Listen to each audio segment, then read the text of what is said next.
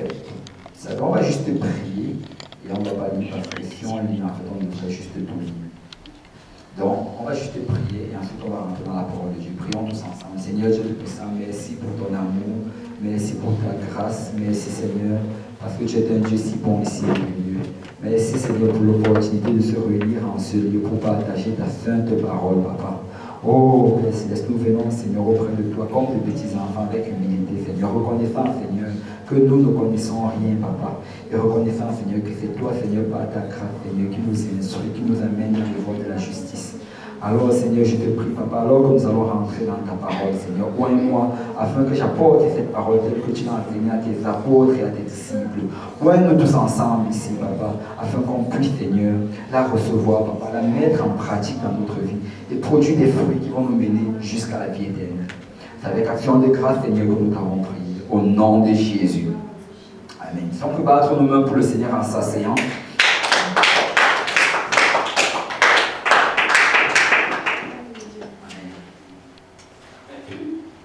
Luc chapitre 15. Dans Luc chapitre 15, il y a 3 paraboles. Je ne sais pas si quelqu'un sait c'est quoi les paraboles ici. Les paraboles, en fait, ce sont des histoires que Jésus racontait. Il utilisait des faits communs, des choses quotidiennes, pour leur donner des explications des choses spirituelles. C'est en fait ça les paraboles. Et dans Luc chapitre 15, il nous parle de 3 paraboles. Et si on parlait dans Luc chapitre 15, bon, verset 1, je vais juste lire d'abord du verset 1 au verset 2. La Bible nous dit: tous les publicains et les gens de mauvaise vie s'approchaient de Jésus pour l'entendre. Tu vois, en fait, Jésus, dans son temps, il y avait beaucoup de publicains. Les publicains, c'est quoi? C'était des gens qui collectaient les impôts. C'était des gens qui s'étaient associés avec le gouvernement romain, parce qu'en ce moment-là, les Romains dominaient sur les Israéliens. Les Romains occupaient ce territoire-là, ils avaient mis des gouverneurs sur ce territoire, et ils prenaient l'impôt à ces gens-là. Il y avait certains Juifs qui s'étaient engagés à travailler pour les Romains, et on les utilisait pour collecter les taxes sur leurs propres frères. Et les Juifs n'aimaient pas cela. Donc les publicains, pour eux, c'était les pires des pécheurs. C'était des traîtres, ils avaient renié leur foi. Donc on nous dit ici que les publicains et les gens de mauvaise vie, il y avait les prostituées et toutes ces personnes-là. Et on dit qu'ils se sont donc approchés de Jésus pour l'entendre. Mais au verset 2, on nous dit que et les pharisiens et les scribes. C'est qui les pharisiens et c'est qui les scribes? Les pharisiens et les scribes, c'était des gens qui connaissaient la loi de Moïse, la loi de l'Ancien Testament. Ils avaient étudié cette loi-là depuis leur enfance. Vous savez, ces gens-là étaient formés dans la loi de Moïse. Ils la méditaient, ils la récitaient. Donc ils connaissaient cela. Ils savaient ce que le Seigneur avait dit. Ils connaissaient les 10 commandements. Ils connaissaient les 400 parce qu'il y avait beaucoup de commandements dans l'Ancien Testament. Ils les connaissaient toutes. Mais on nous dit donc que les pharisiens, ces scribes-là murmuraient disant: cet homme accueille les gens de mauvaise vie et mange avec eux. Tu vois, les pharisiens et les scribes, eux, ils ne s'approchaient pas de ces personnes-là. Pour eux, là, c'était des personnes souillées, c'était des personnes qui n'étaient pas dignes qu'on s'approche d'eux. Ils ne mangeaient même pas avec eux, ils n'entraient même pas chez eux. Tu vois. Et souvent, aujourd'hui aussi, un chrétien risque, s'il ne fait pas attention, risque de tomber dans ce piège-là. Tu vois, par exemple, être dans l'église, tu vas voir quelqu'un qui rentre, la personne est remplie de tatouages, il a mis des tatouages au cou. La personne sent de l'alcool, il sent la marijuana, la marijuana, comme ça s'appelle ici. Et il s'assoit à côté de toi. Tu vas voir certaines personnes qui vont être gênées par rapport à cela. Ils vont être gênés, peut-être même ils vont commencer à chasser les démons, subitement, commencer à prier à Dieu. Donc ils vont être gênés. Peut-être certains vont même se lever, ils vont faire semblant dans l'autre toilette, ils vont aller s'asseoir à une autre place. Et ils seront gênés. Mais on dit que Jésus ne faisait pas ça. Jésus allait rester assis à côté de lui. Il ne fuyait pas ces personnes-là. Parce qu'il a dit dans un autre passage, c'est la Marc chapitre 2, 17, que ce ne sont pas ceux qui se portent bien qui ont besoin de médecins, mais ce sont les malades. Ce sont les malades qui ont besoin. Donc c'est ces gens-là que nous voulons qu'ils entrent dans l'église. Moi j'ai envie que des gens remplis de tatous rentrent dans l'église. J'ai envie que des drogués rentrent dans l'église. J'ai envie que des prostituées rentrent dans l'église. J'ai envie que toutes ces personnes qui souffrent de dépression, qui souffrent des addictions et qui souffrent tout ce genre de choses, qu'ils entrent dans l'église. Parce que s'ils entrent dans l'église, ils ont l'opportunité d'être changés. Ils ont l'opportunité. Si tu veux qu'ils restent dehors, comment est-ce qu'ils vont être changés? Donc quand tu les vois rentrer dans l'église, au lieu de te fâcher, commence à te réjouir. commence à te réjouir. Parce que si on regarde bien, toi aussi, il y a de cela quelque temps, tu étais dans cette situation-là. Peut-être que ce n'était pas aussi visible que pour lui. Peut-être que tu n'avais pas les tatous qu'on voyait, mais tu avais peut-être des tatous dans ton cœur. Tu avais des choses horribles à l'intérieur de toi. Mais par la grâce de Dieu, tu es dans la maison du Seigneur aujourd'hui. Et par la grâce de Dieu, tu es délivré de tout cela. Amen.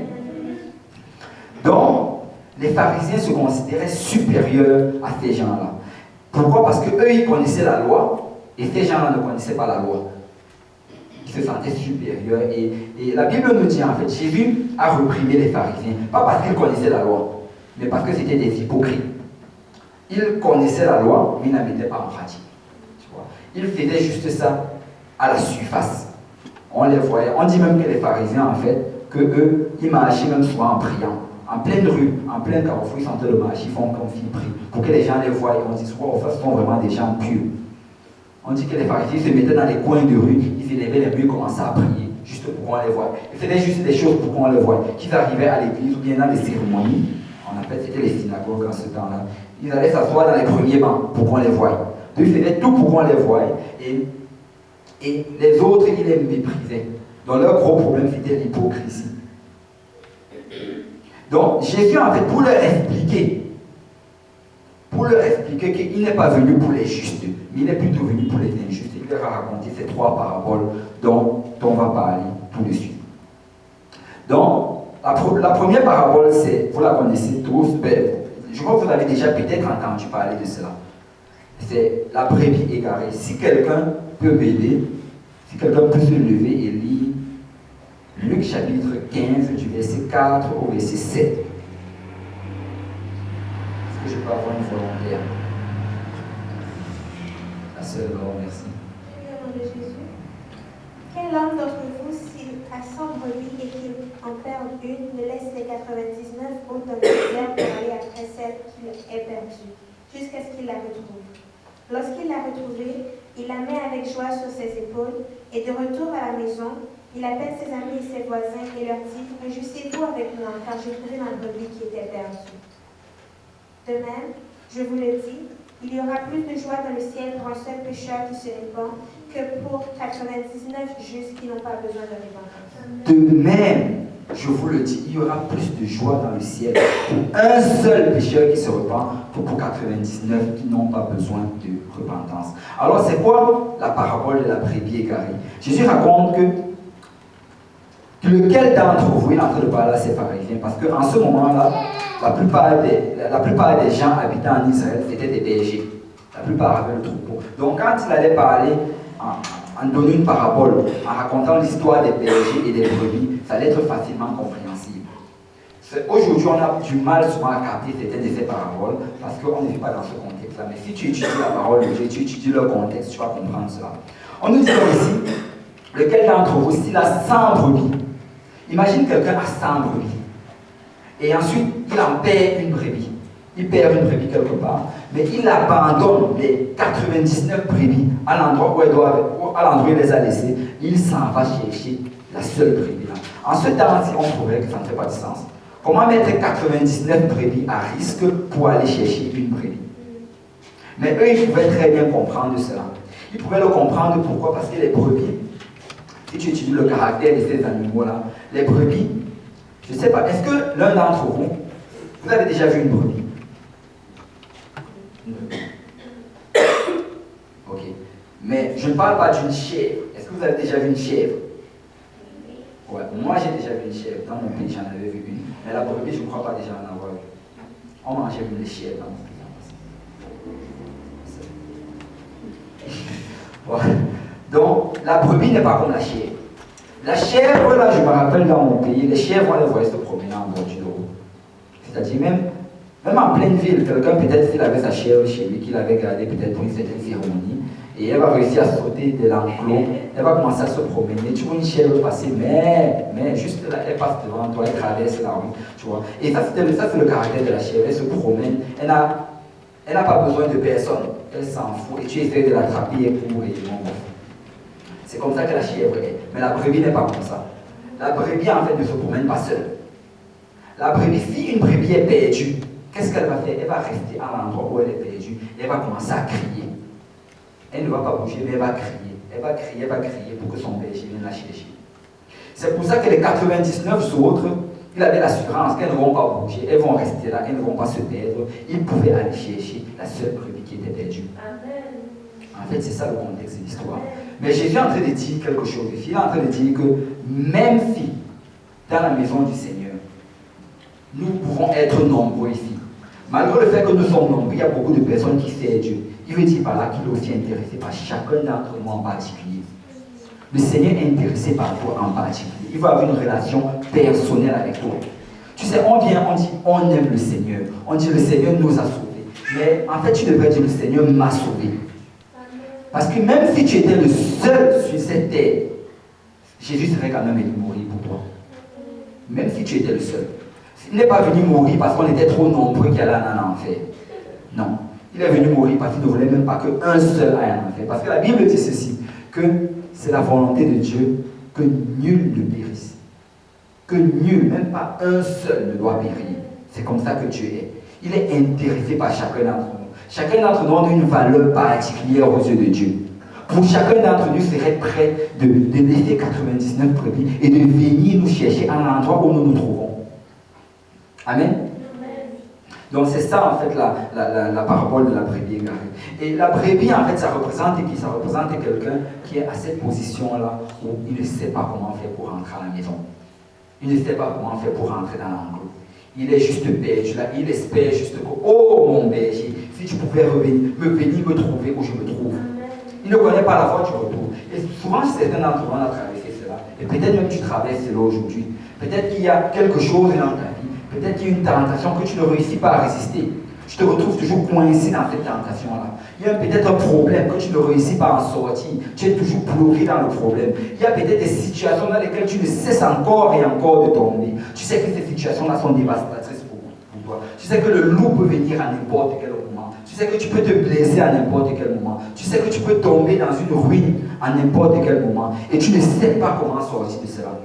Peut-être tu as déjà prié. Peut-être tu as déjà pleuré, peut-être tu as déjà demandé de l'aide, n'importe quelle aide, et que ce n'est toujours pas venu. Mais laisse-moi te dire que le berger vient te chercher. Le berger vient te chercher. Il sait que tu ne peux pas sortir de cela, mais il vient te chercher. Il vient te chercher. Il va te sortir de cette situation. Amen.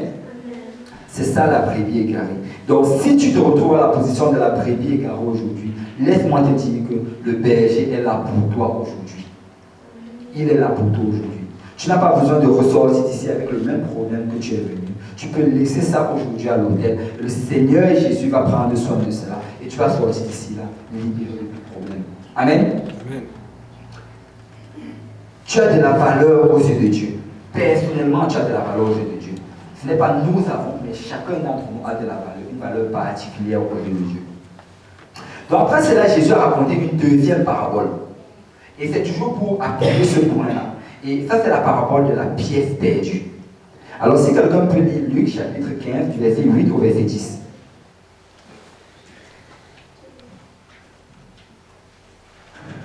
Ou quelle femme, si elle a dit, drachmes, si elle a dit 10 drachmes, qu'elle en perd une, n'allume une lampe, ne balaye la maison et ne cherche avec soin jusqu'à ce qu'elle la retrouve. Jusqu'à 10.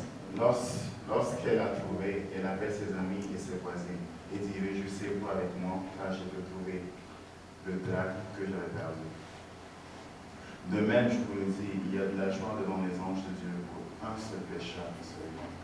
Amen. De même, je vous le dis, il y a de la joie devant les anges pour un seul pécheur qui se repent. Tu vois, on précise encore un seul. Jésus est en train de dire ici que je suis intéressé par chacun d'entre vous. Ce n'est pas une histoire de groupe, c'est une histoire personnelle. On dit que si, pour une femme, si elle a 10 drachmes, la drachme c'est quoi? La drachme c'était une monnaie et ça représentait le salaire d'une journée. Mais on te dit ici là qu'elle a le salaire de 10 jours. Et on dit que si elle en perd une seule, elle allume une lampe, elle balaie la maison et elle cherche avec soin jusqu'à ce qu'elle la retrouve. Tu sais, la drachme en fait ça représente qui ici? Ça représente quelqu'un qui peut-être se retrouve dans les ténèbres. Quelqu'un qui se retrouve où il est bloqué par plusieurs situations. C'est-à-dire, cette personne, non seulement il est couvert par des choses, il ne réussit même pas à voir. Parce que la drachme, la pièce là, elle était couverte par de la poussière, elle était couverte par beaucoup de choses, et elle était en plus dans les ténèbres. Mais qu'est-ce que la femme a fait? Elle a allumé la lampe, elle a balayé la maison, et elle a cherché avec soin jusqu'à ce qu'elle se retrouve. Donc, peut-être qu'aujourd'hui, tu es bloqué dans ta marche avec le Seigneur. Peut-être que tu ne t'approches pas de Dieu à cause de certaines situations dans ta vie. Peut-être que tu as eu un passé difficile. Peut-être que tu as été abusé dans le passé. Peut-être qu'on a profité de toi. Peut-être que tu as souffert peut-être de certaines maladies. Et peut-être que tu as prié le Seigneur dans le passé, il n'a pas répondu à ces prières. Peut-être que tu as traversé plusieurs choses. Et couche après couche, elles se sont étalées sur toi. Et tu as l'impression que tu ne réussis même plus à voir le Seigneur. Tu as l'impression qu'il y a cette grande barrière là qui te sépare entre toi et Dieu. Mais qu'est-ce que le Seigneur dit en fait? Il dit qu'il connaît où tu te trouves. Il connaît à quel point tu es blessé. Il connaît exactement l'état de ton âme. Il est venu pour t'apporter de la grâce aujourd'hui. Vous savez, on aime souvent utiliser le mot grâce, grâce, sans vraiment comprendre la profondeur de ce mot. La grâce, c'est quelque chose qui t'est donné sans que tu le mérites. Je vais donner un exemple. Si par exemple, tu as fait quelque chose de mauvais et qu'on doit te mettre en prison, et là, peut-être il y a aussi ça dans votre pays, mais souvent il y a dans mon pays aussi ce qu'on dit que le président peut te faire grâce.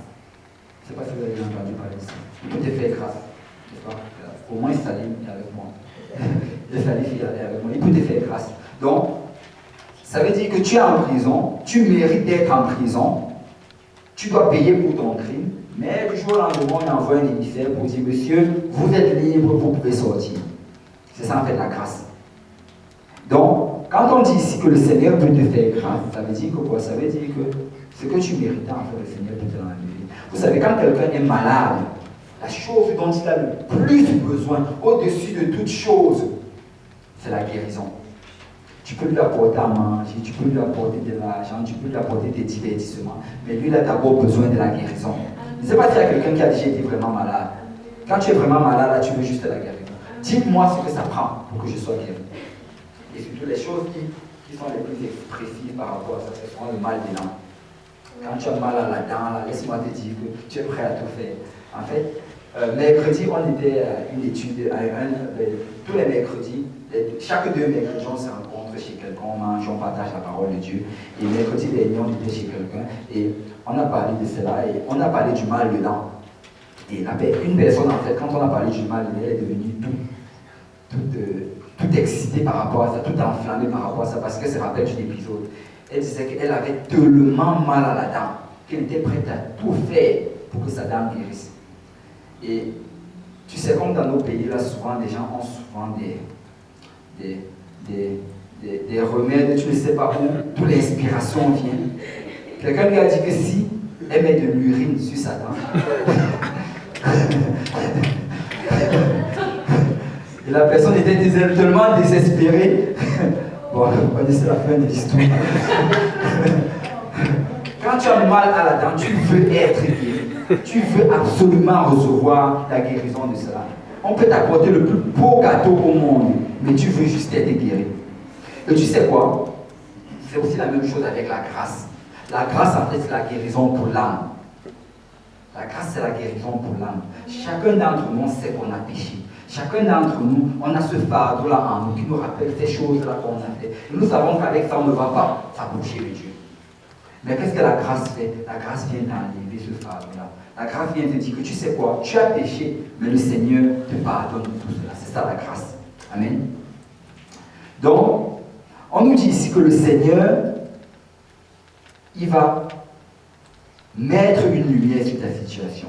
Il va enlever toutes ces choses-là qui sont au-dessus de toi.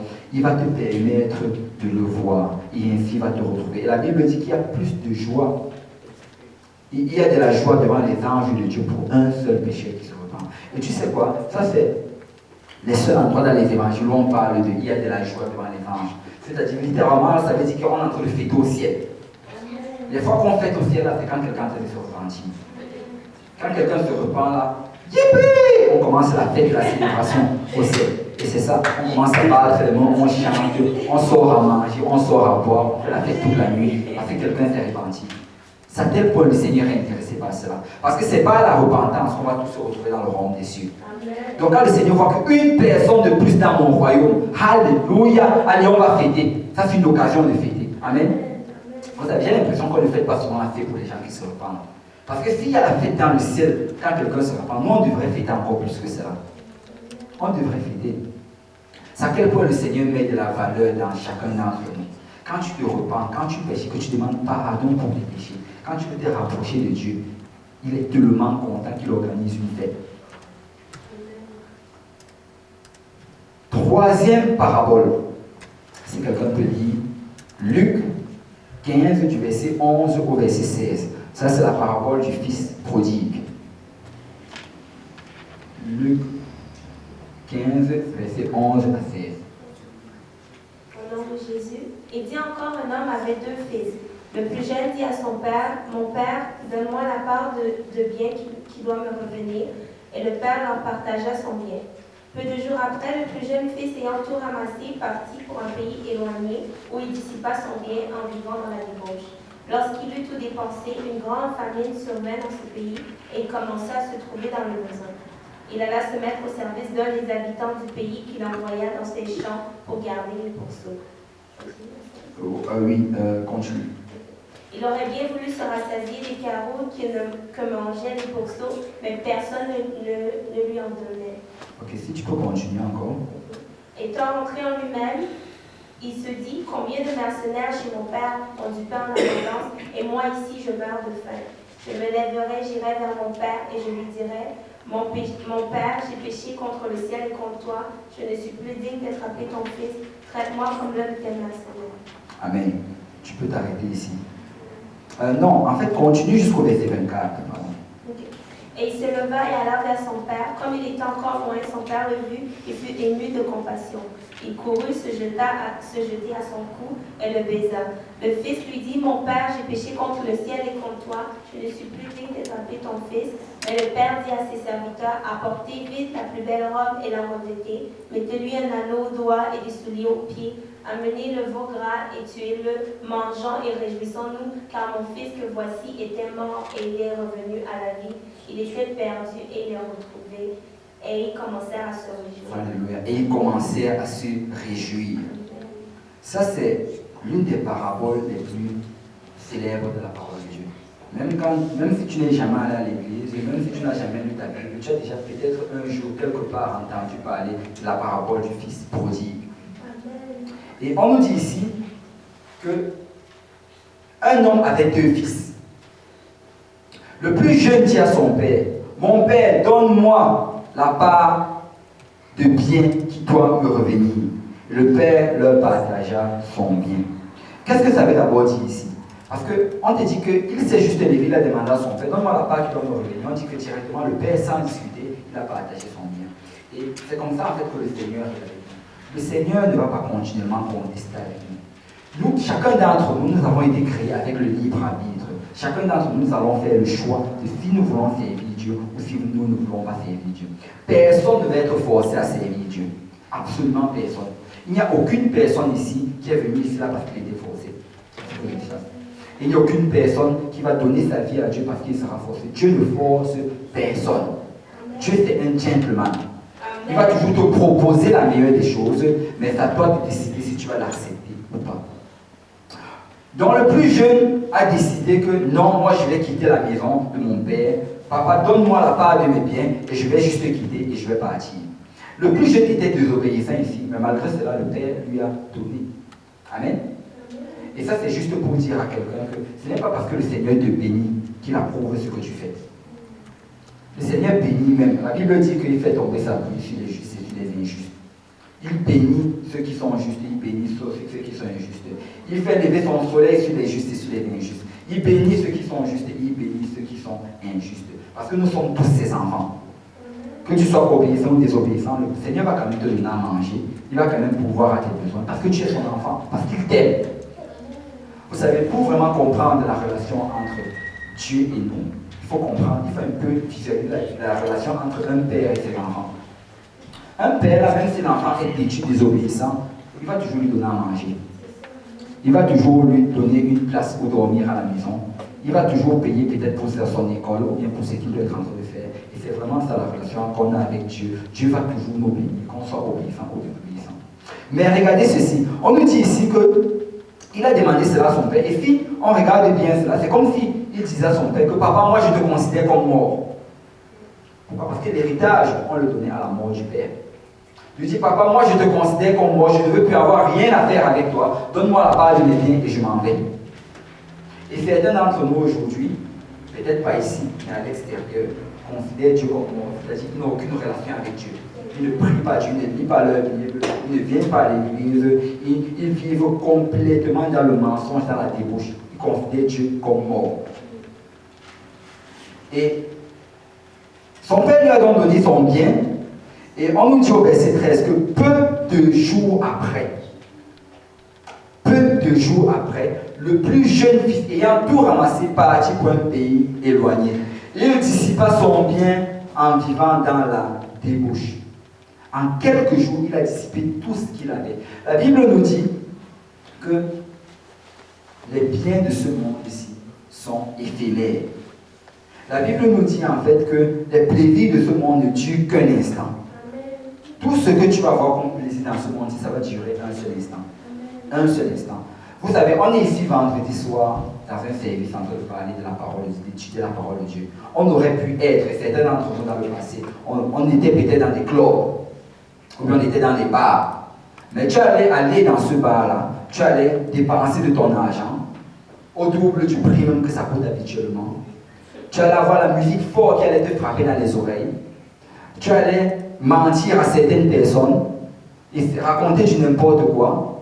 Tu allais te saouler. Tu allais même peut-être te droguer. Et peut-être même qu'on allait même mettre des drogues dans ta boisson pour abuser de toi. Et après, tu allais rentrer chez toi en te disant « Waouh, j'ai eu du fun » en vomissant même peut-être dans le taxi.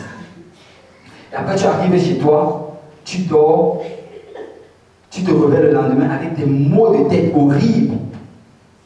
Après, tu te lèves, tu te demandes qu'est-ce que j'étais mal fait hier au club. Tu vois? Et c'est ça. Parce que le plaisir ne dure qu'un instant. Peut-être que tu vas avoir un petit plaisir quand tu vas siroter ce verre d'alcool là. Et que tu vas te lever, tu vas un peu danser à je ne sais pas quelle musique. En plus, si tu regardes, si tu suis même la musique, la personne est en train de dire des grossièretés pendant toute la musique. Il dit des grossièretés, tu danses, ça rentre dans ta tête, on t'insulte, on te dit que tu ne vaux rien, que tu es pourri, et tu danses, et après tu te saoules, après tu rentres chez toi, tu dors. Le lendemain, tu as les maux de tête. Le plaisir, si on essaye même de chercher le plaisir, où est même le plaisir là-dedans? Où est le plaisir là-dedans? Il n'y a pas de plaisir là-dedans. Peut-être le seul plaisir, c'est juste le petit moment que l'alcool est en train de glisser dans ta gorge pendant quelques instants. Mais après cela, ce n'est que l'amertume. L'amertume parce que tu as perdu ton argent, ton temps, tu as dégradé ta santé. Donc, peu de jours après, il avait dissipé tout son bien en vivant dans la débauche. Verset 14, lorsqu'il eut tout dépensé, une grande famine survint dans ce pays. Il commença à se trouver dans le besoin. Tu sais, dès qu'il a tout dépensé, qu'est-ce que le Seigneur a fait? Le Seigneur a amené une grande famine. Parce que c'est le Seigneur qui amène la famine. Donc il a amené une grande famine dans ce pays-là. Pourquoi est-ce qu'il a amené une famine dans ce pays-là? Pour que ce garçon-là se trouve dans le besoin. Parce que le Seigneur l'aimait tellement. Il voulait tellement qu'il rentre chez lui. Il voulait tellement qu'il retourne dans la maison de son père, qu'il lui a fait tomber dans les problèmes. Vous savez, certaines fois les problèmes dans notre vie, c'est parce que Dieu veut qu'on se rapproche de lui. Les problèmes ne viennent pas toujours du diable. Le Seigneur va souvent permettre que tu aies des problèmes, juste parce qu'il veut que tu te rapproches de lui. Parce que certaines personnes vont venir à l'église uniquement qu'ils ont des problèmes. Il va vivre dans la débauche, dans le monde, dans toutes ces choses-là. Mais dès qu'il va tomber malade, tu vas le voir, il va arriver à l'église avant tout le monde. Il va rester peut-être toute la semaine. Il va même venir cogner en semaine. Pasteur, pourquoi vous fermez l'église la semaine? On doit être à l'église pendant toute la semaine. Parce qu'il est dans les problèmes. Le Seigneur va souvent permettre cela, que tu arrives dans les problèmes, parce qu'il veut que tu te détournes de ce que tu es en train de faire. Et là, on nous dit donc que quand la famine a survenu, au verset 15, il alla se mettre au service d'un des habitants du pays, qu'il envoya dans ses champs garder les porcs. Waouh! Lui qui était un prince dans sa maison, lui qui venait d'une maison respectable, d'une maison riche, là maintenant il se retrouve en train de nourrir les pourceaux. Et ça, ce n'est même pas la pire des choses. Regardez le verset 16. Il aurait bien voulu se rassasier des carouges que mangeaient les pourceaux, mais personne ne lui en donnait. Waouh! Dis à ton voisin, waouh! Donc, il aurait même souhaité manger la nourriture des pourceaux. Même ça, il n'avait même pas accès. Je suppose qu'il y avait peut-être quelqu'un qui était en train de le surveiller, qui lui donnait la nourriture aux pourceaux. Si vous voulez mettre ça dans sa bouche, oh, c'est pour les pourceaux. Il n'avait même pas la possibilité de les manger. Et sa vie est devenue misérable. Sa vie est devenue dégueulasse. Il n'y avait plus de sens dans sa vie. Et vous savez, quand tu vas vivre dans ces choses, comme j'ai dit tantôt, quand tu t'éloignes de la présence de Dieu, quand tu t'éloignes de ta relation avec Dieu, ta vie va être misérable.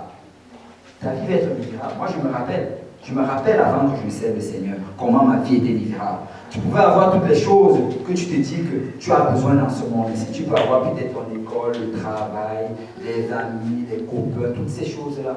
Mais en fin de compte, quand tu rentres chez toi, quand tu te couches, tu réalises en fait qu'il te manque quelque chose. Tu réalises qu'il y a un vide à l'intérieur de toi. Tu réalises que tu as besoin de quelque chose et que rien de toutes ces choses-là ne va te le donner.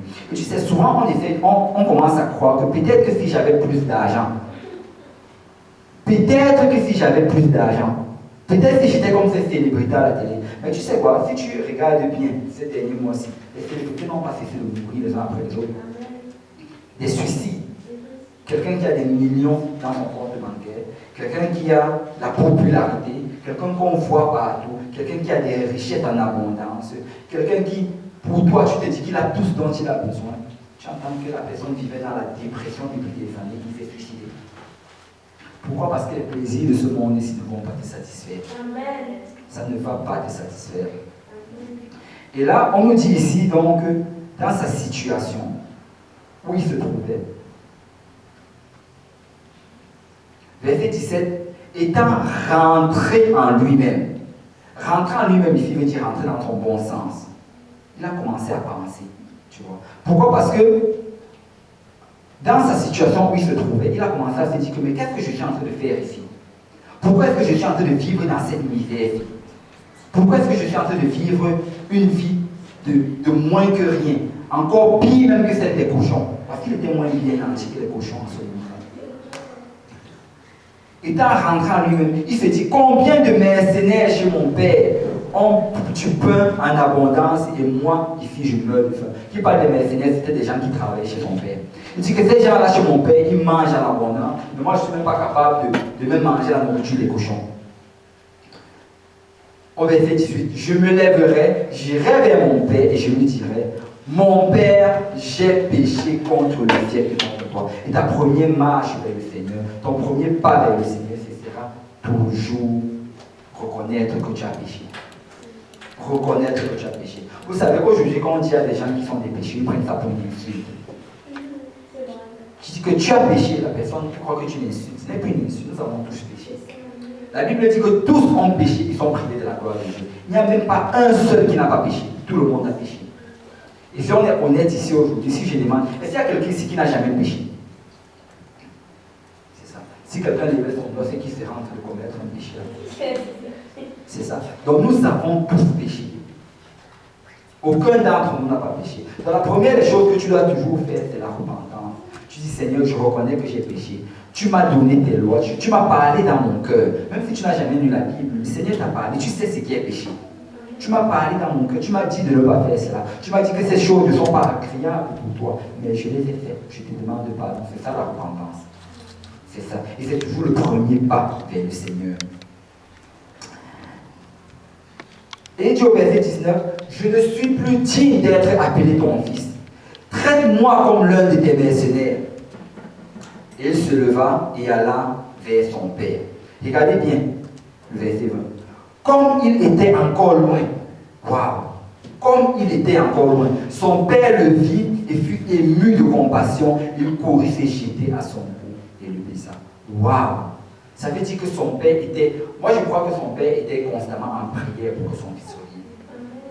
Son père était en attente. Peut-être chaque jour, il allait juste guetter dehors en espérant qu'il allait juste le voir. Chaque jour, il allait regarder, oh, est-ce que le Seigneur exauce ma prière? Et tu sais quoi, c'est comme ça que le Seigneur est par rapport à nous. Chaque jour, il espère qu'on va revenir à lui. Chaque jour, il espère que tu vas te détourner de tes mauvaises voies, que tu vas revenir dans ton bon sens, que tu vas arrêter de faire des choses-là qui ne sont pas agréables, qui sont même une ruine pour ton âme, et que tu vas venir vers lui.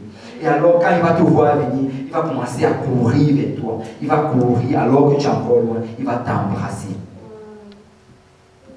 Verset 21. Le fils lui dit, mon père, j'ai péché contre le ciel et contre toi. Je ne suis plus digne d'être appelé ton fils. Ça va prendre que tu viennes vers Dieu avec humilité. Seigneur, je ne suis pas digne. Je ne suis pas digne. Pardonne-moi, Seigneur. J'ai péché contre toi. Je ne suis pas digne. J'ai juste besoin de ta grâce. J'ai besoin que tu me donnes ce don-là immérité. J'ai besoin que tu me fasses grâce de tous mes péchés. Je ne suis pas digne. Verset 22, regardez la réaction du père. Mais le père dit à ses serviteurs, apportez vite la plus belle robe et l'en revêtez. Waouh! Apportez vite la plus belle robe et l'en revêtez. Mettez-lui un anneau au doigt et des souliers aux pieds. L'anneau en ce moment-là, c'était un signe en fait qui représentait la fortune. L'anneau, c'était comme si tu avais une carte de débit de ton père. Donc avec cet anneau-là, il avait maintenant le droit de tout acheter, ou bien de tout prendre dans la propriété de son père. Et on lui dit l'anneau au doigt, il est soulié aux pieds. C'est-à-dire, qu'est-ce que son père a fait? Il a restitué directement à la place où il était. Lui, il espérait qu'il allait aller voir son père allait dire, oui, tu as péché. Oui, tu mérites le châtiment. Tu sais quoi? Tu vas manger maintenant avec les pauvres. Où tu étais, tu n'avais même pas le droit de manger la nourriture des pauvres. Mais maintenant, je te permets de manger la nourriture des pauvres. Non. C'est pas ça que son père a fait. Son père ne lui a même pas dit qu'il allait manger la nourriture des mercenaires, comme il le pensait. Mais son père lui a dit que non, tu vas revenir à ma table. Tu vas t'asseoir à la table des enfants. Tu vas t'asseoir à la table des héritiers. Et c'est ça que son père a fait. Et c'est ça que le Seigneur veut faire avec toi aujourd'hui. Il veut te restituer exactement à l'endroit où tu dois être. Exactement à l'endroit où tu dois être. Parce que tu as de la valeur aux yeux de Dieu. Tu as de la valeur aux yeux de Dieu. Le Seigneur ne veut pas que tu vives à 50% de ton potentiel. Il ne veut même pas que tu vives à 75%, il veut que tu vives à 100% de ton potentiel. Il veut que tu reconnaisses que tu es un enfant de Dieu. Il veut que tu reconnaisses que tu as de la place dans son royaume. Il veut que tu reconnaisses que toutes les choses de ce monde-ci ne peuvent même pas équivaloir de vivre dans sa maison. Verset 23, la fête encore. Amenez le veau gras et tuez-le. Mangeons et réjouissons-nous. Waouh! Le Seigneur aime la fête quand ses enfants reviennent. Mangeons et réjouissons-nous. Je ne sais pas s'il y a des gens qui ont faim ici. Il n'est pas obligé de vivre. Mangeons et réjouissons-nous. Car mon fils que voici était mort et il est revenu à la vie. Il était perdu et il s'est retrouvé. Il commençait à se réjouir. Amen. Il commençait à se réjouir. Et vous savez, ces trois paraboles dont on a parlé, ça raconte trois situations différentes. Mais dans chacune de ces situations-là, c'est dans le même contexte. Ce sont des personnes ou bien des choses qui sont éloignées de Dieu, qui ont une séparation avec Dieu. D'abord, il y avait la brebis perdue. Elle était séparée de Dieu parce qu'elle était perdue, elle ne savait pas comment faire pour retourner dans la maison de son berger. Il y a eu la pièce aussi, le drachme. La pièce, elle était juste encombrée par tellement de choses qu'elle ne pouvait pas avoir accès à son propriétaire. Et il y a eu l'enfant prodigue. L'enfant prodigue, lui, il était dans la maison de son père. Mais qu'est-ce qu'il a fait? Il a commencé à être attiré par les choses du monde. Les choses qu'il ne faisait pas dans son enfance. On lui avait dit depuis l'enfant, ne fais pas ces choses-là. Ne va pas dans tel endroit. Ne prends pas part à ce genre de choses. Mais à un certain moment, il a regardé cela. Il a commencé à désirer cela. Il s'est dit en fait que dans la maison de mon père, il n'y a pas assez de joie. Je vais aller trouver la joie là-bas. Et quand il est sorti, il a réalisé que là-bas, en fait, c'était juste le désastre. Que c'était mieux qu'il revienne à la maison de son père. Il est revenu par lui-même, son père l'a accueilli. Et la Bible ne cesse de dire ceci. Il y a de la joie parmi les anges quand un seul pécheur se repent. Amen. Quand un seul pécheur se repent. Alors, c'est quoi la repentance? C'est quoi la repentance? Vous savez, on va aller dans Actes chapitre 2. Jésus, premièrement, qui est Jésus? Jésus, c'est Dieu manifesté en chair. Littéralement, Dieu manifesté en chair. Je vais vous voici l'histoire. L'histoire va être très très brève et très rapide. Dieu a créé le ciel et la terre. Et après avoir créé le ciel et la terre, il a créé Adam et Ève. Et pourquoi il a créé Adam et Ève? C'était pour avoir une relation avec eux. Comme je vous ai dit, Dieu c'est notre Père. Tu as des enfants pour avoir une relation avec eux. Certaines personnes aujourd'hui, on leur demande pourquoi est-ce que tu as des enfants. Ils vont te dire, oh, c'est parce que je voulais les avoir à la maison. D'autres vont te dire que, oh, c'est parce que je voulais de la compagnie. D'autres vont te dire que, oh, c'est parce qu'on est une famille, on doit avoir les enfants. Mais vous savez, la véritable raison pour laquelle on a des enfants, c'est pour avoir une relation avec eux. Parce que tu vas avoir une relation avec eux. Tu as envie de leur donner de l'amour et tu veux aussi qu'ils te donnent de l'amour en retour. Donc, si Dieu nous a créés, c'est pour avoir une relation avec nous. Et il a laissé Adam et Ève dans le jardin d'Éden. Il leur a dit ceci: vous pouvez manger de tous les fruits du jardin d'Éden, sauf un seul. Sauf d'un seul arbre. Et pourquoi? C'est parce que le Seigneur, en fait, voulait donner le choix. Parce que s'il leur donnait un jardin et qu'il n'y avait pas le choix de servir Dieu ou de ne pas servir Dieu, ils allaient être comme des robots, forcés de servir Dieu. Mais Dieu veut toujours qu'on ait le choix, le libre arbitre. Tu as ton voisin le libre arbitre. Alors là, ils avaient le libre arbitre, mais qu'est-ce qu'ils ont fait? Ils ont désobéi Dieu. Ils ont mangé de ce fruit qu'on leur avait interdit de manger. Et vous savez, quand on désobéit à l'Éternel, il y a des conséquences qui se produisent. Et cette désobéissance-là, le péché qui est entré en eux, ça crée une séparation entre eux et Dieu. Ils se sont retrouvés à la position de l'enfant prodige. Ils étaient séparés de Dieu. Il n'y avait plus de relation avec Dieu. Or, Dieu a toujours désiré avoir une relation avec l'homme. Dieu a toujours désiré avoir une relation avec toi. Dieu désire que tu passes du temps dans la prière. Dieu désire que tu lises sa parole. Dieu désire que tu le loues et que tu écoutes de sa voix. Dieu a toujours désiré cela. Et là, Dieu regardait et il avait déjà prévu un moyen. Il a trouvé un moyen de restituer cette relation-là. Parce que dans le jardin d'Éden, la Bible nous dit que Dieu descendait au milieu de la journée. Il passait du temps avec Adam et Ève. Mais maintenant, avec le péché qu'ils avaient en eux, Dieu ne pouvait plus s'approcher d'eux. La Bible dit que le péché forme une séparation, forme un mur entre nous et Dieu. Le péché qu'on a dans notre vie, ça forme un mur. Dieu ne peut pas s'approcher de toi quand tu as le péché. Alors il fallait qu'il trouve un moyen d'enlever ce péché-là. Or, il a regardé sur toute la surface de la terre. Il s'est dit, comment faire pour enlever ce péché? Parce que regardez, la loi de Dieu dit ceci, que le salaire du péché, c'est la mort. Si quelqu'un pêche, il doit mourir. Or, Dieu ne veut pas qu'on meure. Amen. Dieu ne veut pas qu'on meure. Alors lui s'est dit, comment est-ce qu'on va faire pour régler ce problème-là?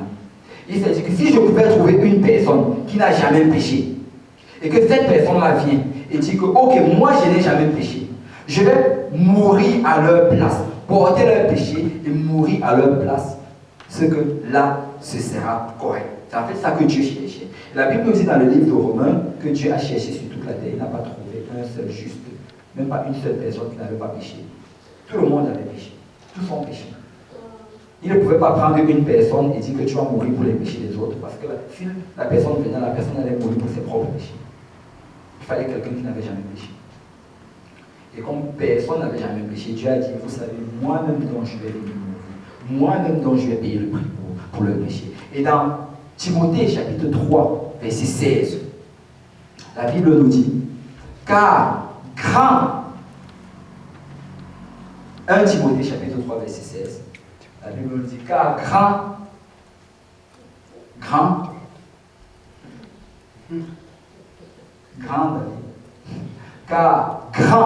si vous pouvez chercher dans vos Bibles en passant, 1 Timothée chapitre 3, verset 16.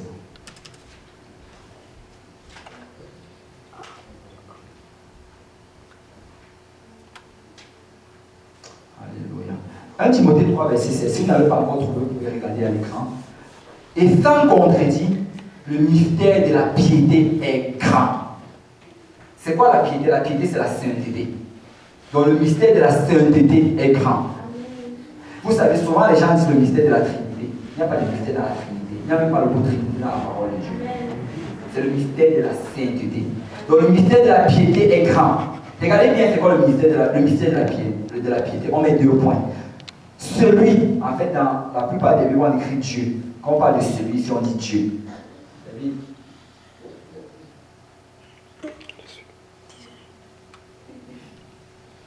Dieu a été manifesté en chair, justifié par l'Esprit. Regardez, on dit Dieu a été manifesté en chair. Ça veut dire que Dieu lui-même, Il s'est fait une chair, il est venu sur cette terre. Justifié par l'Esprit, vu des anges. Pourquoi est-ce qu'ici on précise vu des anges? Parce que vous savez quoi? Au ciel, les anges ne voient pas Dieu. Quand tu vas dans le livre d'Ésaïe, quand Ésaïe a cette vision-là de ce qui se passe dans le ciel, il voit des anges qui sont en train de louer Dieu. Et qui nous fait la description de ces anges-là. Il dit que ces anges ont 6 ailes. Ça c'est juste une parenthèse. Les anges n'ont pas 2 ailes. Comme vous voyez dans les films et les dessins animés. Non. La Bible dit que les anges ont 6 ailes. Donc ces anges ont 6 ailes. Et on dit qu'ils ont 2 ailes pour se couvrir les pieds, 2 ailes pour voler et les 2 autres ailes pour ouvrir leurs yeux. Et ils sont en train de chanter constamment Saint, Saint, Saint et l'Éternel des armées. Saint, Saint, Saint et l'Éternel des armées. Donc les anges n'ont jamais vu Dieu. Ils ne l'ont jamais vu. Et c'est pourquoi ce jour-là, quand Dieu s'est manifesté en chair, quand l'Esprit de Dieu est rentré dans ce corps qui était formé dans le ventre de Marie, et que les anges sont venus, ils ont vu cela, et qu'ils sont allés annoncer ça dans les chants, dans le livre de Matthieu, on nous dit qu'ils étaient en train de chanter. Ils chantaient, ils étaient contents. Pourquoi? Parce que pour la première fois, ils étaient en train de voir Dieu. Pour la toute première fois, ils voyaient Dieu. Parce que Dieu s'est manifesté en chair. Et en fait, en passant, Dieu, avant que Jésus-Christ n'arrive, n'était pas une chair. Dieu était un esprit. Amen. Dieu c'est un esprit. La Bible dit que Dieu est esprit. Et que ceux qui l'adorent, l'adorent en esprit en vérité. Donc, l'esprit qui était Dieu a créé une chair. Il est rentré dans cette chair. Et c'est ça Jésus-Christ. Et pourquoi est-il est venu ici? Il est venu ici pour mourir pour nos péchés. Il est venu là marcher sur cette terre pendant 33 ans. Et pendant les 33 ans, il a parlé. Et il a enseigné ses voies. Il a amené des gens vers lui. Il a guéri les malades. Il a ressuscité les morts. Il a soigné les lépreux. Il a fait des miracles et des prodiges dont on nous parle encore. Vous pouvez les lire dans la Bible. Même les historiens vous parlent de ces Jésus. Et il a fait tout cela. Et même jusqu'aujourd'hui, vous pouvez aller en Israël. Vous allez voir la tombe de ces Jésus-là. Pourquoi? Parce que c'était Dieu qui était manifesté en chair. Mais la Bible nous dit par la suite que qu'est-ce qui s'est passé? C'est qu'il était venu pour un but précis. Il n'était pas venu pour guérir les gens. Il n'était pas venu pour ressusciter les morts. Parce que vous savez quoi? Les gens qui ont été guéris, plus tard encore, avec le temps, ils sont encore tombés malades. Les gens qui ont été ressuscités, ils ne sont pas là aujourd'hui parmi nous, parce qu'ils sont morts. Jésus n'était pas venu faire cela. Il a fait cela en passant juste pour faire éclater sa gloire. Juste pour que ce soit un témoignage que c'est Dieu qui est manifesté en chair. Mais la raison principale pour laquelle il était venu pour mourir sur la croix. Pourquoi? Parce que le salaire du péché, comme je l'ai dit tantôt, c'est la mort. Et tous ceux qui avaient péché, nous tous, on devait aller en enfer. Parce qu'on a tous péché. Mais lui, quand il a vécu sur cette terre pendant 33 ans, il n'a jamais commis de péché. Et parce qu'il n'a jamais commis de péché, il pouvait se lever et venir mourir sur la croix en disant que moi je paye le prix à leur place.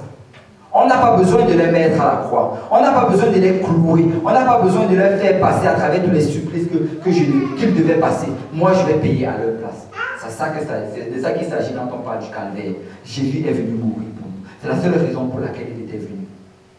Et vous savez, quand il est mort pour nous, il nous a offert cette grâce-là. Il nous a dit que maintenant, vous avez l'opportunité aussi d'avoir vos péchés pardonnés.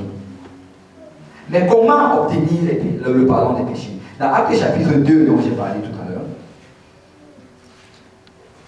Actes, ça parle des actes des apôtres. Ce sont les disciples et les apôtres de Jésus-Christ. Comment ils sont allés prêcher l'évangile. Comment ils sont allés annoncer ce que le Seigneur leur a annoncé, leur a demandé d'aller annoncer. Donc, dans le livre des Jean, on voit comment Jésus donne les dernières instructions à ses disciples. Et dans le début du livre des Actes, on voit comment Jésus monte au ciel.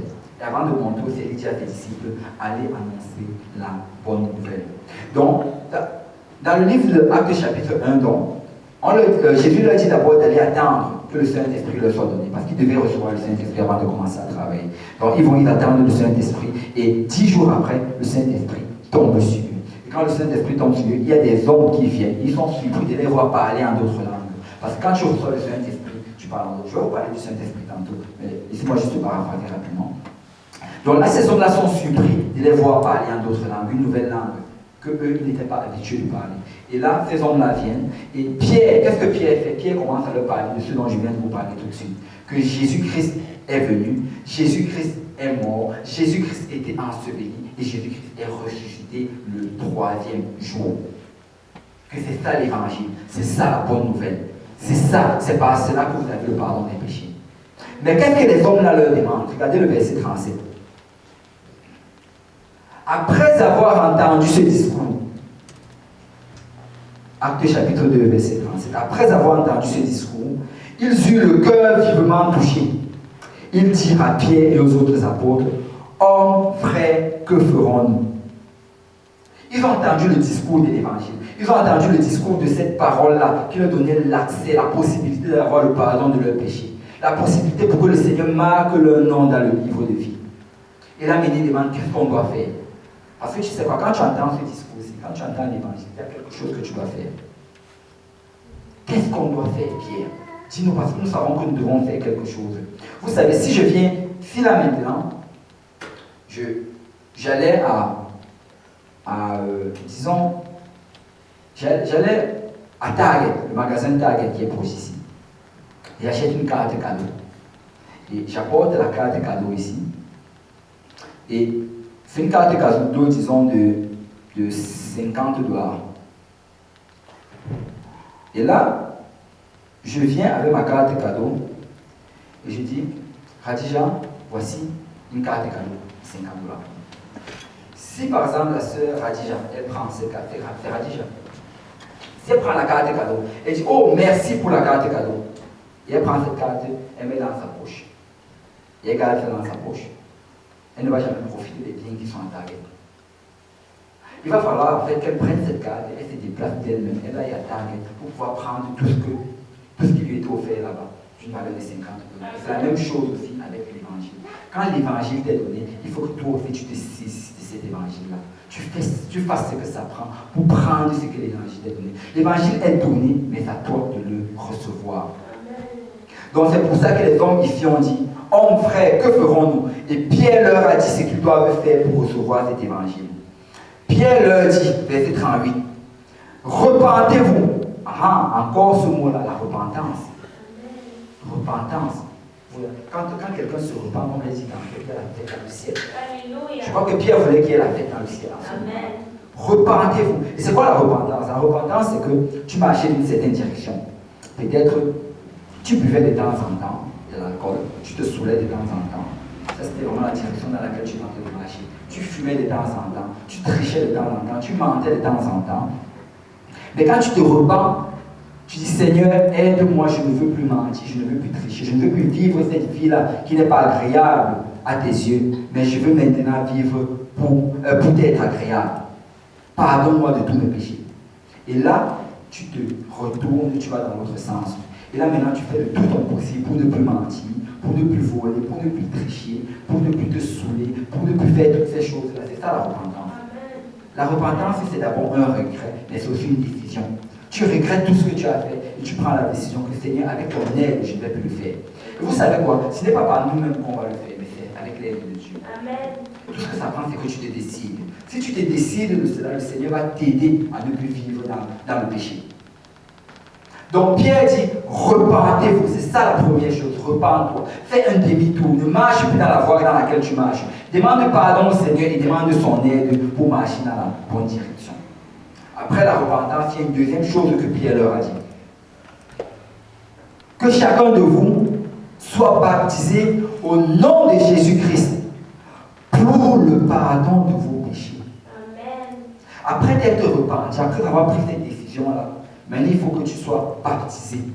Baptiser signifie quoi? Ça signifie littéralement plonger. On doit te plonger dans l'eau en disant le nom de Jésus. Et quand on te plonge dans l'eau, en invoquant le nom de Jésus, tes péchés te sont pardonnés. Le Seigneur, littéralement, il efface tous tes péchés. Dès que tu rentres dans l'eau, cette eau-là, ça glisse directement sur tous les livres de péchés que tu avais et ça les efface complètement. Amen. C'est ça le baptême au nom de Jésus. Et quand tu te baptises, regarde bien la Bible, regardez bien le mot. Pour le pardon de vos péchés. Ce n'est pas optionnel. Si tu veux avoir le pardon de tes péchés, il faut que tu sois baptisé au nom de Jésus. La Bible dit que quand tu es baptisé au nom de Jésus, tu revêts Christ. Donc ça veut dire que quand tu rentres dans l'eau du baptême, c'est comme si Christ venait complètement t'envelopper. Maintenant, ce n'est plus toi qu'on voit, maintenant c'est Christ qu'on voit. Et là, tu reçois une puissance avec cela. Le diable ne peut plus t'attaquer n'importe comment. Le diable ne peut plus t'utiliser n'importe comment. Parce que là, maintenant, tu revêts Christ. Amen. Regardez maintenant, il y a une troisième chose à faire. Et vous recevrez le don du Saint-Esprit. Le Saint-Esprit dont je vous ai parlé tout à l'heure. Le Saint-Esprit, c'est quoi? C'est l'Esprit de Dieu qui vient habiter en toi. C'est l'Esprit qu'ils ont reçu le jour de la Pentecôte. Quand tu obéis à l'Évangile, le Seigneur va te donner son Esprit pour te donner la force de résister au péché. Il y a des péchés que tu ne vas pas réussir à résister par toi-même. Mais avec l'Esprit de Dieu, tu vas réussir à les résister. Donc si tu reçois l'Esprit de Dieu, et quand tu reçois l'Esprit de Dieu, l'évidence que tu as reçue, c'est que tu parles en d'autres langues. Tu vas parler une langue que tu n'as jamais parlé dans le passé. Une nouvelle langue. Et quand on va te voir parler en d'autres langues, on va dire, oui, il a reçu le Saint-Esprit. Oui, elle a reçu le Saint-Esprit. C'est ça l'évidence. Moi, quand j'ai reçu le Saint-Esprit, j'ai parlé en d'autres langues. Et plusieurs personnes aussi, qui ont reçu le Saint-Esprit, qui ont parlé en d'autres langues. Et les apôtres et les disciples dans la parole de Dieu, qui le recevaient parlant d'autres langues. Une nouvelle langue. La Bible dit que tu parles selon que l'Esprit te donne de t'exprimer. Ça veut dire que tu vas commencer à louer le Seigneur. Et subitement, une nouvelle langue va venir et tu la laisses sortir. Et c'est comme ça que tu reçois l'Esprit de Dieu. Mais regardez bien, il a donné 3 étapes pour pouvoir rentrer, pour pouvoir hériter du royaume des cieux. Il a dit la repentance, le baptême au nom de Jésus-Christ, le baptême du Saint-Esprit. Mais il faut voir que ces 3 étapes-là, c'est symbolique et ça nous identifie à chacune des 3 étapes que le Seigneur a fait. Il est mort, la mort s'identifie à la repentance. Quand tu te repens, tu meurs de l'ancienne personne que tu étais. Toutes les choses que tu faisais avant, c'est fini, tu es devenu une nouvelle personne. Quand tu te baptises au nom de Jésus-Christ, tu t'identifies à l'enseignement de Christ. Quand Christ était plongé, quand on l'a plongé dans l'eau, dans la terre, quand on l'a enterré, il était complètement enterré. Quand on enterre quelqu'un, là, on ne laisse pas la surface et on met juste un peu de poussière sur lui. Non. Quand tu es enterré, là, tu es plongé, immergé, plongé. Et le baptême, quand on va te baptiser, on va aussi te plonger complètement dans l'eau pour t'identifier à cela. Et ainsi, Christ va te revêtir. Et ensuite, le baptême du Saint-Esprit. Le baptême du Saint-Esprit, en fait, vous savez, dans le jardin d'Éden, quand l'homme a désobéi, le Seigneur lui avait dit ceci: le jour où tu mangeras de ce fruit, tu mourras. Le jour où il a mangé de ce fruit, il n'est pas tombé, physiquement il est mort, mais son esprit qui est à l'intérieur de lui est mort. Il est mort spirituellement. Et quand tu reçois le Saint-Esprit, en fait, tu reçois l'Esprit de Dieu et tu commences à vivre spirituellement. On appelle ça la nouvelle naissance. Et quand Christ est ressuscité des morts, nous on peut s'identifier à cela par rapport au baptême du Saint-Esprit. Donc, mort de Christ, notre repentance. Ensevelissement de Christ, notre baptême au nom de Jésus. Résurrection de Christ, nous recevons le baptême du Saint-Esprit avec l'évidence de parler en d'autres langues. Amen. Amen. Donc, quel que soit ton état aujourd'hui, quelle que soit ta position, le Seigneur veut que tu te repentes. Le Seigneur veut que tu te rapproches de lui. Si tu t'es déjà repenti dans le passé, tu peux encore te repentir aujourd'hui. Parce que la repentance est quelque chose de continuel. Chaque fois que tu tombes, tu te repens. Donc, dans quelques instants, on va se lever et on va prier. On va faire une prière de repentance. Et par la suite, si quelqu'un n'a pas encore été baptisé au nom de Jésus pour le pardon de ses péchés, il peut se baptiser aujourd'hui. Et son nom peut être marqué dans le livre de vie. Jésus a dit ceci: si tu n'es doué d'esprit, tu ne peux entrer dans le royaume des cieux. Si tu veux que ta place soit réservée dans le royaume des cieux, tu dois obéir à cela. Tu dois te repentir. Tu dois te baptiser au nom de Jésus pour le pardon de tes péchés. Et tu dois être rempli du Saint-Esprit. Et ainsi, la Bible dit ceci, Romains chapitre 14, verset 17. Car, Romains 14, 17.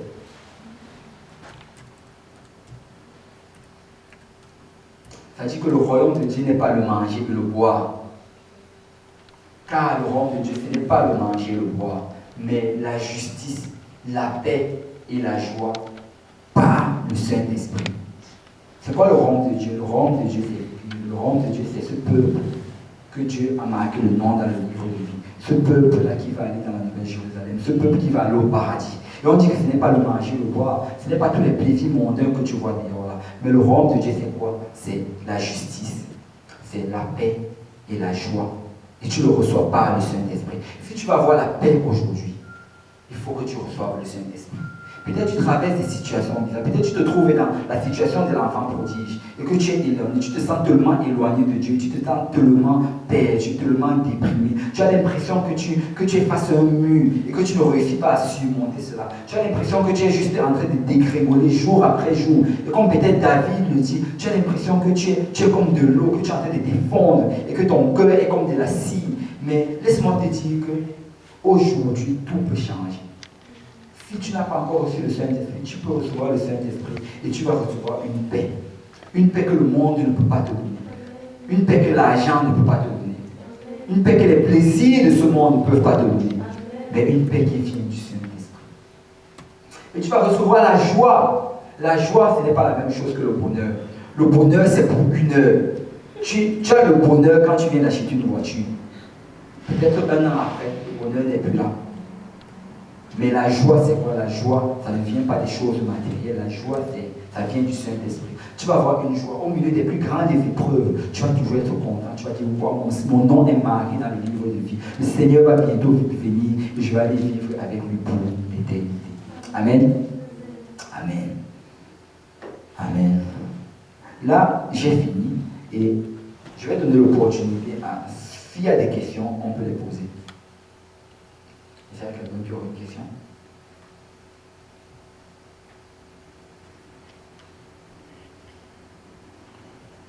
Oui. Mais en fait, durant tout le message, le Seigneur a mis comme le feu dans ma poitrine. Il fallait compter pour...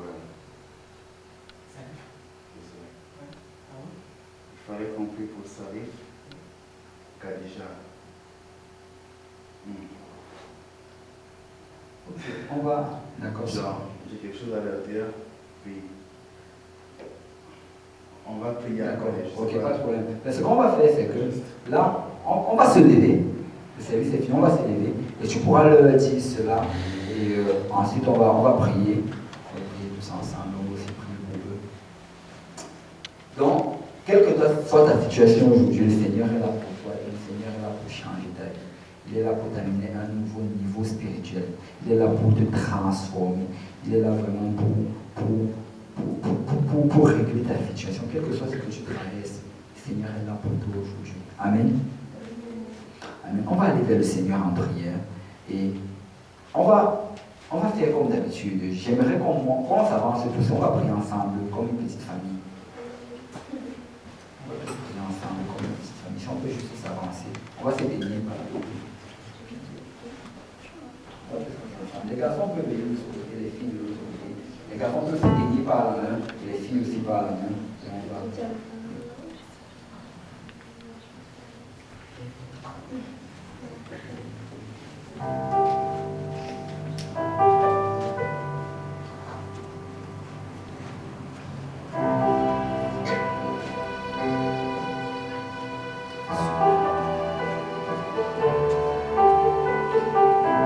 Le Seigneur t'aime énormément. Vous savez, il t'aime d'un amour que tu ne pourrais même pas imaginer.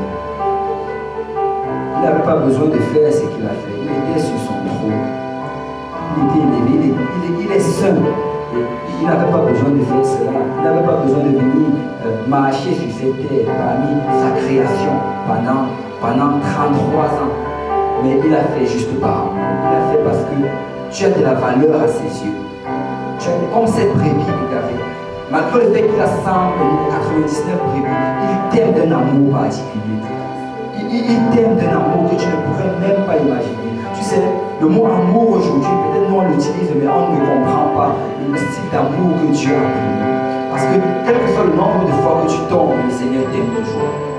Quel que soit le nombre de fois que tu as désobéi, il t'aime toujours. Quel que soit le nombre de fois que tu t'es éloigné de lui, il t'aime toujours. Alors, laisse-moi te dire que aujourd'hui, le Seigneur va encore te toucher. Si on peut tous baisser nos têtes, et on va prendre un moment de prière. On va demander au Seigneur pardon pour nos péchés. Alléluia. Seigneur Dieu Tout-Puissant, Seigneur, nous venons auprès de toi aujourd'hui, Papa, pour te dire merci. Merci pour le sacrifice, Seigneur, que tu as fait, Seigneur, sur la croix, Papa. Merci, Seigneur, d'avoir payé pour mes péchés, Seigneur. Je reconnais, Seigneur, que j'ai j'ai péché, papa. Je reconnais que je ne suis pas digne de rentrer dans ta présence, papa. Je reconnais, Seigneur, que tu es un Dieu saint, mais moi je suis un être impur, Seigneur. J'ai fait des choses, Seigneur, que je ne voudrais même pas, Seigneur, raconter au milieu des gens, papa. Mais je viens aujourd'hui, Seigneur, devant toi, papa, pour, Seigneur, me saisir encore de ta grâce, papa. Pour me saisir encore, Seigneur, de ta main, Seigneur, parce que malgré le fait, Seigneur, que j'étais perdu, papa, malgré le fait, Seigneur, que j'étais dans les ténèbres, Seigneur, j'étais encombré par tout genre de choses. Tu t'es souvenu, Seigneur, de moi, papa. Et tu as fait l'effort, tu es venu, Seigneur, vers moi, mon Dieu, mon roi, pour me sortir, Seigneur, de cette situation, papa. Et ce n'est pas par mérite, Seigneur, mais c'est par amour, papa. Alors je te demande pardon, Seigneur. Pardonne-moi pour toutes mes offenses. Pardonne-moi pour tous mes péchés, Seigneur. Oh, Seigneur, lave-moi encore aujourd'hui, Seigneur. Afin, Seigneur, que je sois pur, Seigneur. Crée encore en moi, Seigneur, un cœur pur, Seigneur. Renouvelle encore en moi, Seigneur, un esprit bien disposé, Seigneur. Mets la joie, Seigneur, de ton salut, Seigneur, dans mon cœur aujourd'hui, papa. Oh, Seigneur, affermis, Seigneur, mes os, Seigneur, qui sont languissants, Seigneur, en ce moment, papa. Seigneur, qui sont languissants à cause de toutes les choses, Seigneur. Donc, Seigneur, j'ai dû, Seigneur, traverser, papa. Mais je sais, Seigneur, que tu veux que la joie, Seigneur, soit dans mon cœur, papa. Je sais, Seigneur, que tu veux, Seigneur, que la paix, Seigneur, soit dans mon cœur, papa, parce que tu es le prince, Seigneur, de la paix, Seigneur. Alors, guide-moi, Seigneur, dans les sentiers, Seigneur, de ta justice, Seigneur. Guide-moi, Seigneur, vers les eaux paisibles, Seigneur. Seigneur, amène, Seigneur, de la grâce, Seigneur, dans mon âme, papa. Seigneur, quelqu'un malade, Seigneur, qui a besoin de guérison, Seigneur. Moi, j'ai besoin de ta grâce, Seigneur, aujourd'hui, Seigneur. Oh, Seigneur, apaise, Seigneur, mon âme, papa. Seigneur, apaise, Seigneur, mes pensées, Seigneur. Et loin, Seigneur, loin de moi, Seigneur, toute la condamnation, Seigneur. Toutes les choses, Seigneur, que j'ai fait, Seigneur. Les conséquences, Seigneur, de mes péchés, Seigneur. Les conséquences, de mes mauvais actes, Seigneur. Oh, Seigneur, pour ma grâce, Seigneur, aujourd'hui, Seigneur. Enlève, Seigneur, cela de moi, papa. Mais, Seigneur, transforme mon cœur aujourd'hui, Seigneur. Transforme, Seigneur, mon cœur, papa. Oh, là, si je peux prier pour ton voisin, si je peux vraiment prier pour lui. Oh, Père, Seigneur, aide-moi, papa, en ce jour, Seigneur. Apporte-moi, Seigneur, la paix, Seigneur. Apporte-moi, Seigneur, la joie, Seigneur. Apporte-moi, Seigneur, le réconfort, papa. Oh, Seigneur, enlève le fardeau, Seigneur, de moi, papa. Enlève, Seigneur, le doute, Seigneur. Amène-moi, Seigneur, à ce lieu, Seigneur. Ce lieu de consécration, papa. Seigneur, je veux, Seigneur, marcher avec toi. Je veux voir, Seigneur, de tes yeux, Seigneur. Seigneur, j'ai du prix, j'ai de la valeur, Seigneur, à tes yeux, papa. Seigneur, je suis, Seigneur, quelqu'un de mal, papa. Je suis quelqu'un, Seigneur, qui vous quitte, papa. J'ai prêt, Seigneur, de me déplacer, Seigneur. Papa, je me laisse ta bénédiction, papa. Et de venir me chercher, Seigneur. Et quand tu me vois, Seigneur, venir, Seigneur, papa. Seigneur, tu te cours, tu cours, Seigneur, tu m'embrasses, Seigneur. Parce que tu as toujours désiré, Seigneur, que je sois auprès de toi, papa. Tu as toujours désiré que j'ai une relation, Seigneur, avec toi. Tu as toujours désiré, Seigneur, que mon âme, Seigneur, se réjouisse, Seigneur, à ta présence, papa. Alors, Seigneur, je viens encore aujourd'hui, papa. Et je te demande, Seigneur, de me couvrir, papa. Ouvre-moi de ta grâce. Touche mon cœur, Seigneur. Attendis, Seigneur, mon cœur, Seigneur. Oh,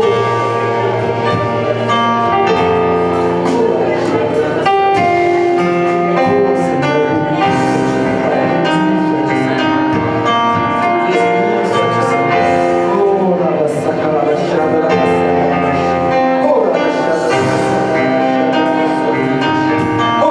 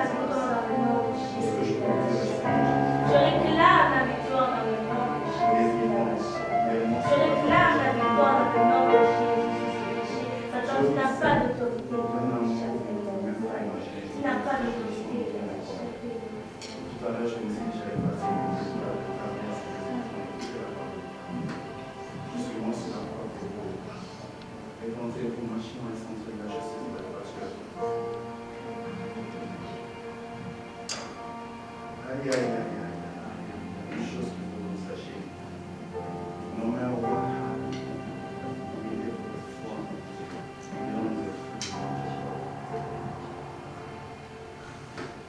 Non, même premier. N'ayez pas peur. Aujourd'hui, l'Éternel vous fait grâce. L'Éternel aujourd'hui vous visite. Dépouillez-vous de toute chose qui n'est pas saine. Étalez devant Dieu vos fardeaux, vos inquiétudes, vos questions. Vos questions. Il dit, je répondrai à tout ce que vous me demandez. Je répondrai, je vous donnerai la conviction de vous chercher. Si seulement vous posez un acte de foi et que vous m'invoquez, vous saurez que je suis Dieu, qu'il n'y a aucun autre Dieu que moi. Je suis Dieu. Ainsi par l'Éternel. Maintenant, la chose la plus belle que je vous demande de faire, c'est que le Seigneur vous donne la foi et la conviction qui est sur la croix pour vous. Que vous lui dites exactement ce qu'il y a dans vos cœurs, que vous vous dépouillez complètement de toute chose qui n'est pas saine devant Dieu. Invoquez son nom, là maintenant, pendant qu'on va prier avec vous. Je demande à Dieu de déraciner tout ce qui n'est pas sain en vous, tout ce qui peut vous bloquer pour avancer dans le sentier de la justice et de la vérité. Il va vous sauver et il va vous emmener dans le royaume. Il vous aime d'un amour qu'on ne va comprendre. Mais moi, je ne sais pas ce qui m'arrive, mais c'est ça, je vous dis. Et c'est vrai, il est vivant. On va tous prier pour vous, puis je demandais de prier comme des enfants qui ne savaient même pas où Dieu, chercher la face de Dieu. Il nous répondra. C'est ce que j'avais à faire de vous en mouvement. On va juste prier pour vous.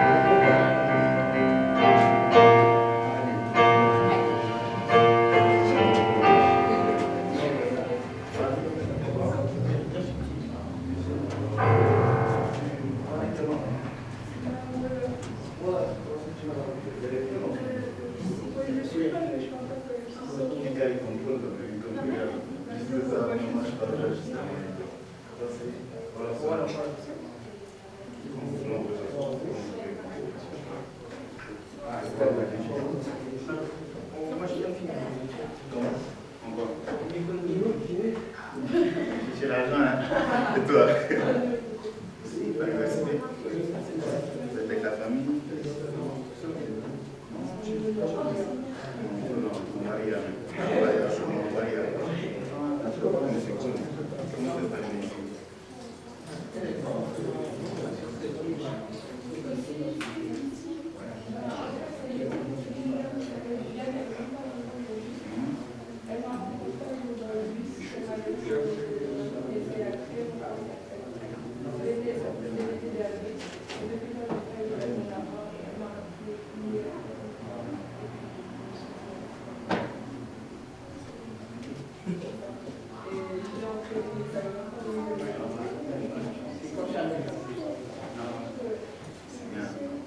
Moi, en fait, c'est comment ça commence.